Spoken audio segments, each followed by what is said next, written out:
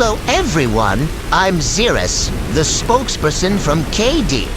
Today, I'd like to share a supposedly true story that took place in Hong Kong. Please, let's all listen closely. An actual incident occurred in October 1993, when an editorial office of a magazine specializing in supernatural phenomena received a distress call. The caller identified himself as Lai Tru Kwai. Through the telephone line, Kwai conveyed the following to the editorial staff: "Please help us. We have a friend possessed by a malevolent spirit. Her mind is in disarray. Her name is Damla Song, and she's fallen victim to a curse. This might be a rare opportunity for the newspaper specializing in supernatural issues to obtain real evidence and images of the long-speculated paranormal incidents in Hong Kong." On the other end of the line, the young man urgently pleaded, requesting your help. "We believe that your editorial office knows someone capable of helping Miss LaSalle escape from her dire situation. There are only 2 days left. If we can't expel the malevolence from her in time, she will meet a tragic end." The journalist asked, "How long has Miss Saw been in this condition?" "Do you know? She has been like this for 7 days and nights, with no food or water."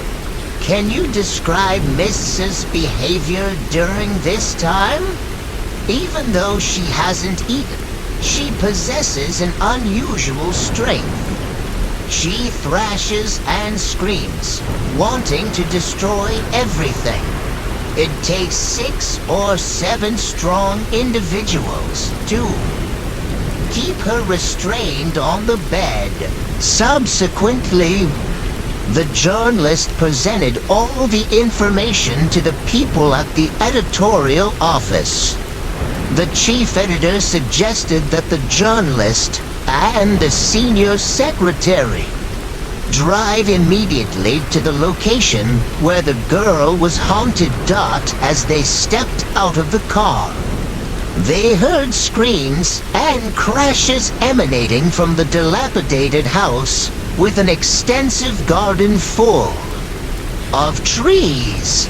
The young man named Kwai stepped out and invited them inside. As the door to the room opened, they saw a girl with disheveled hair sitting on the bed. The girl stared with wide eyes and shouted, "Get out! Get out of here right now!"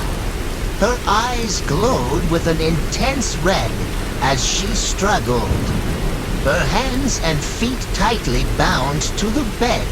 The journalist looked at the girl with a sense of anxious fear. But the senior secretary of the editorial office appeared calm. He observed the girl's expression and movements, then slowly spoke. "This case resembles one that occurred in my hometown in 1960. Back then, a girl was possessed, and she had formidable strength. Though tied securely with ropes, she broke free because of a fragile bamboo bed, succumbing to the girl's extraordinary power." A friend of Kwai interjected, "Miss Damla Saw also possesses extraordinary strength, something that, before this strange affliction, when she was not haunted, she was quite fragile, often complaining of weakness, earning her the nickname the loosely tied chicken or the frail. Willow among her friends Quai shared, Miss Saw often rises to snatch the bamboo necktie, hanging on the wardrobe, determined to strangle herself to death, causing her family to hide anything that could be used for harm or injury. The senior secretary of the editorial office asked, since the onset of this mysterious illness, has anyone come to help her escape what people suspect is a demonic possession? Quai replied, we sought out some Taoist priests and practitioners of esoteric arts, pleading with those who follow mystical teachings to help, attempting to expel the demon from Lissa's body. However, after observing the situation, they shook their heads, stating that the demon's power was too strong and challenging to overcome. Upon hearing this, the two editorial office employees expressed disappointment. Quai pleaded, we implore you to help us. With the power of the media in your hands, you can rally the community to come to the aid of this girl, who is in a perilous state of demonic possession. There is barely more than 2 days left, and without intervention, there is no hope for her recovery. Before leaving, the editorial staff conducted a brief interview with the girl's family members and took some photographs. According to the information gathered from the accounts of those who stayed by the girl's bedside before being haunted by the demonic events, this girl had a relationship with someone named Hong Kai Kwong. He led an unconventional lifestyle, which strangely appealed to the girl. He had a tattoo of an unusual bird on his body. As their acquaintance deepened and they spent time together, LaSalle discovered that her boyfriend was part of a magic group.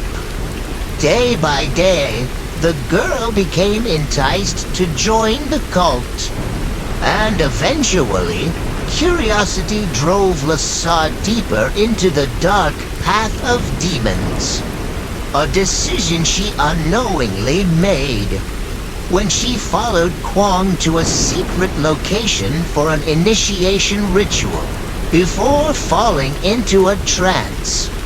LaSalle often recounted to her close friends the day she joined the Demon Society. It was an underground chamber, about 5 meters wide on all sides. The low ceiling had no damp, musty smell, always filled with the scent of smoke and burning red candles. Kwong led me to an altar with strange and terrifying offerings. There were decapitated heads of humans and dogs, black, foul-smelling water bowls, and dark, nauseating smelling cups. These items, mixed with the scent of incense, candle smoke, and the underground chamber, made my nerves feel chaotic. I felt a whirlwind of emotions within me. Meanwhile, Kwong took off his shirt, revealing the tattoo of the strange bird in the light of the candles and fire, and knelt in front of the altar, closed his eyes, and seemed to enter a trance in that eerie, mystical world. About 8 others were also immersed in some invisible realm. Someone ran up to me and spoke in a distant, dreamlike voice.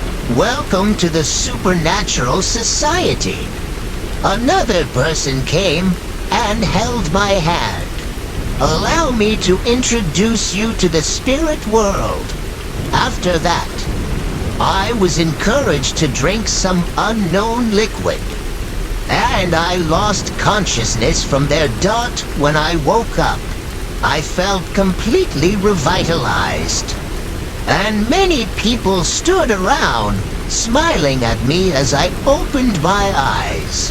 From that point on, Lys's academic performance became irregular and challenging.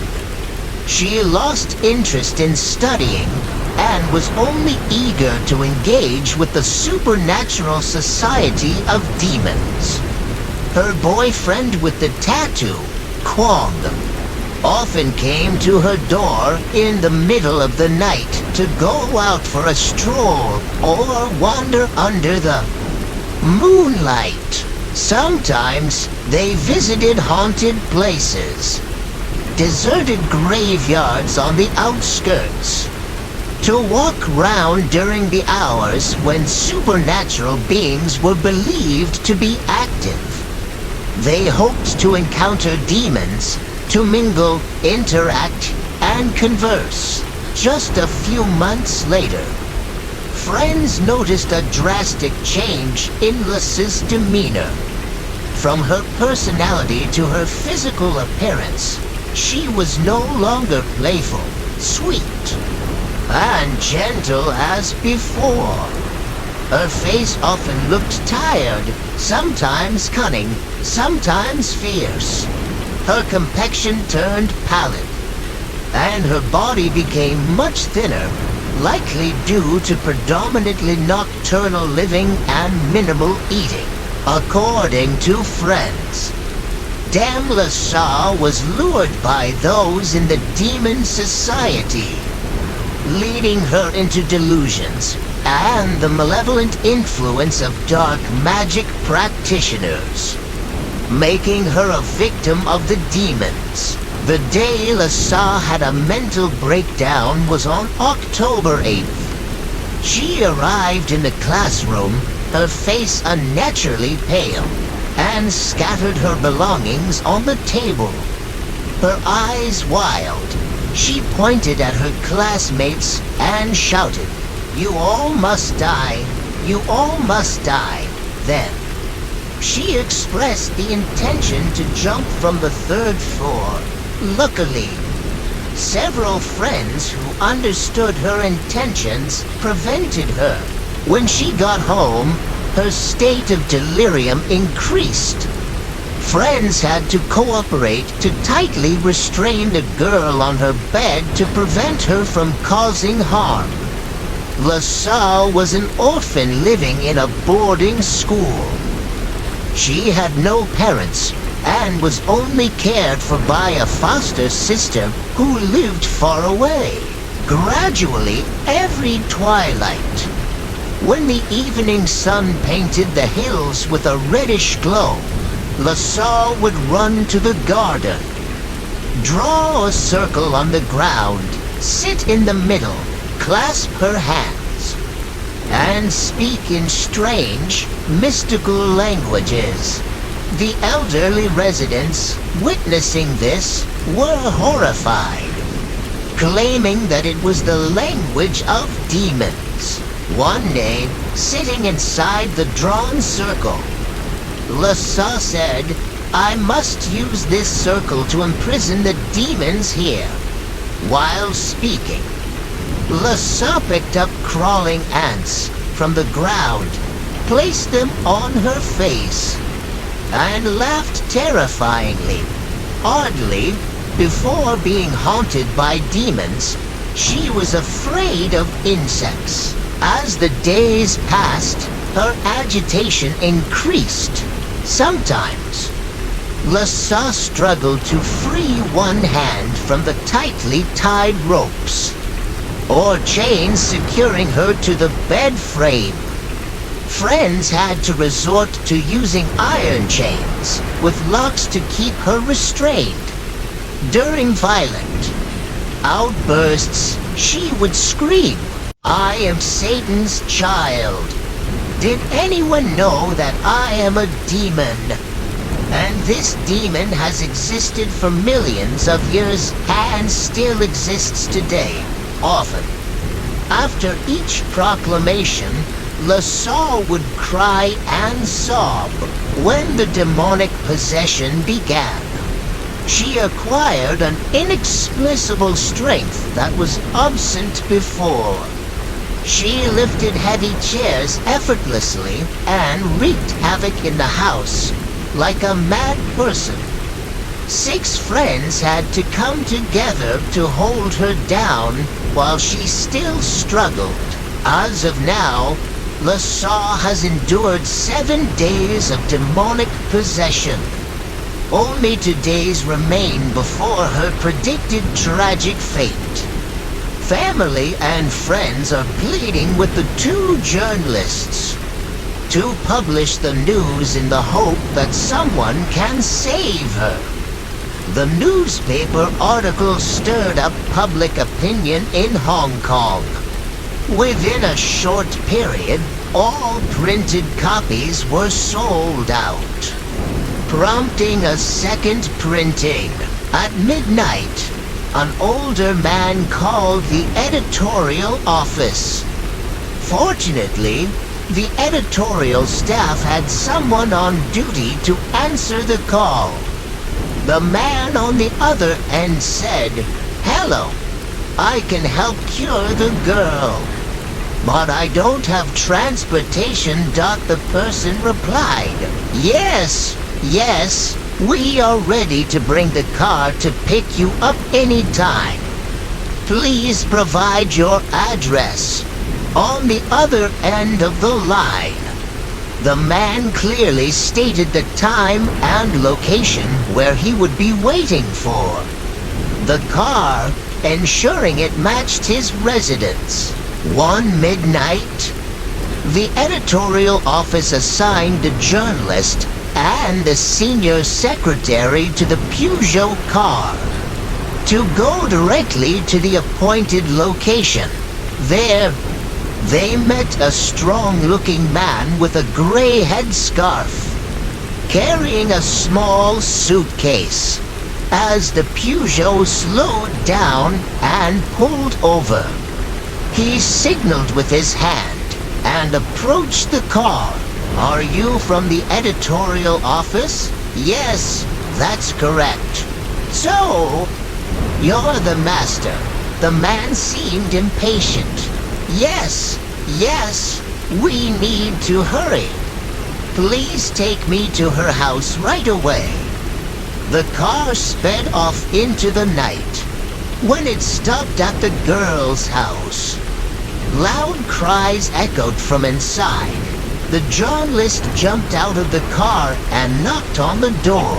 A young man named Kwai peeked through the glass door before opening it.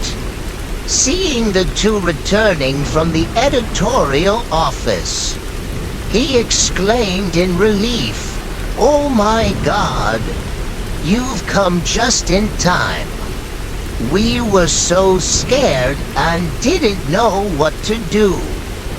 The police demanded that we take Saw to the mental hospital, but we refused, and they said they would come back." The journalist introduced, "This is the master who contacted us earlier in the evening, expressing his willingness to help Saw to expel the evil spirits from her body.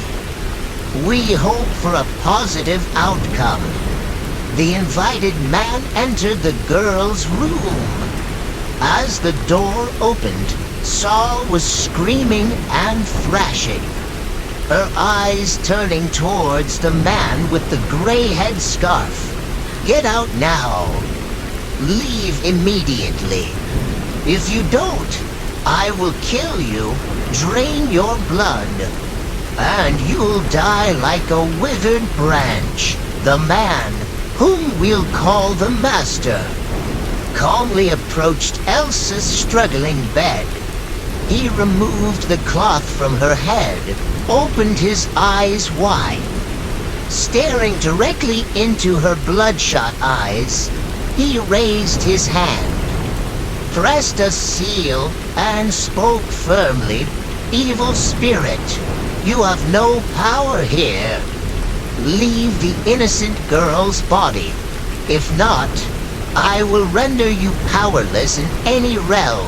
As the master finished his sentence, Elsa suddenly burst into laughter and thrashed her arms and legs in an attempt to break free from the restraints and attack the master.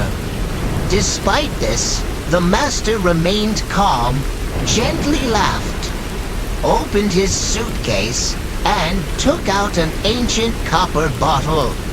He raised it high and forcefully poured the water from the copper bottle onto Lys's face. In the midst of this, the master approached and recited continuous incantations.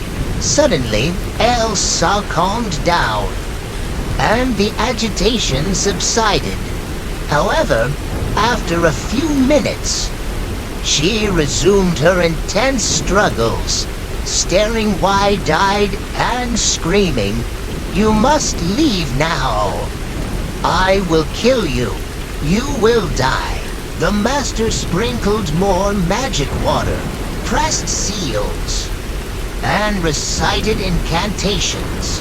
Despite Elsa's vehement reactions, he instructed the editorial staff, the young man named Kwai, and to friends on how to maintain mental stability, not succumbing to the threats of the evil spirit.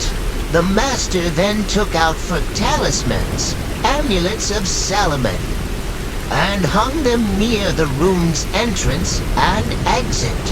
He explained these talismans serve to calm and nullify the effects of the dark magic curses placed in the girl's mind. Following that, the master presented for peculiar objects with colored strings, instructing Kwai to place them round Lys's neck.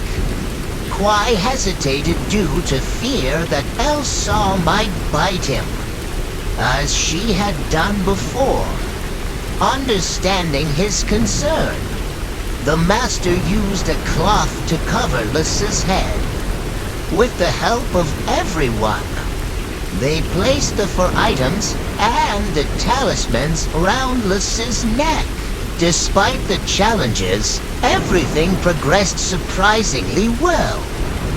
Meanwhile, the master dissolved salt in holy water and spread it around the house, in all four directions: east, west, south, and north.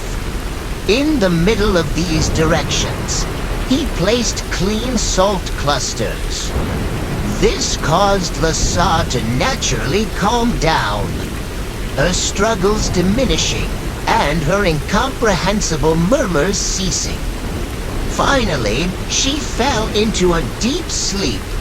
Kwai said, "This is the first time Lysa has peacefully closed her eyes and slept something that seemed impossible 7 days before." Then, on October 18th, Elsa fully recovered. However, her body was extremely weak and her spirit was depleted. Doctors who examined her revealed that she was suffering from severe malnutrition and disrupted nerves. She was transported to a neurological hospital.